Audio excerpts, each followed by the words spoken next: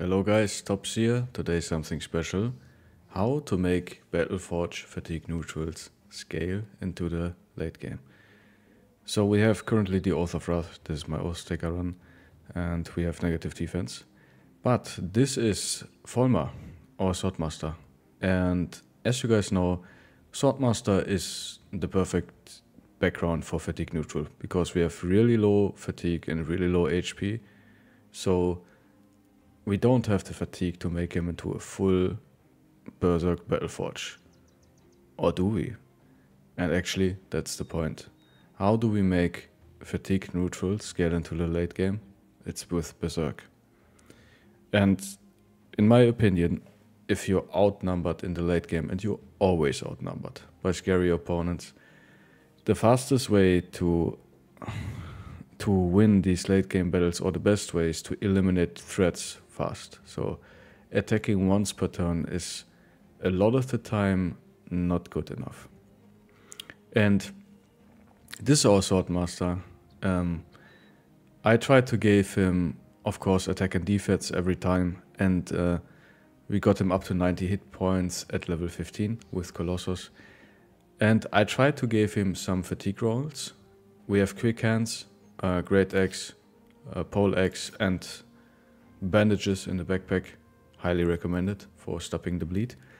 So we have this is not an exceptional Swordmaster, it's just a normal Swordmaster, so he didn't have too much fatigue or hit points to begin with.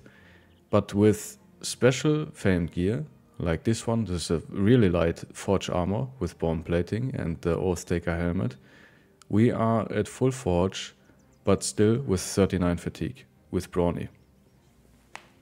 And that's kind of the point that I want to make. I built him like you would build a normal fatigue neutral properly. And I think a lot of you guys would rather do fearsome on that build. That's an option. So you can skip the 9 lives and go for fearsome. But in my opinion, if you go and give your brother Berserk, he can compete with these guys. He can compete with my normal Battleforge 2-hand late game brothers. Because I can give him... Where is he? Sorry. I can give him light gear, and especially with Brawny, he will have enough fatigue to Berserk once in a while. Right? Like, the first attack, if he doesn't get attacked, for the first time he will have enough fatigue to Berserk once. Because, like, attacking once costs only 12 fatigue. So we can attack twice, then we recover. We probably get hit once in a while. If he's not tanking too many opponent's hits, we will recover 15 fatigue, and maybe we can even Berserk a second time.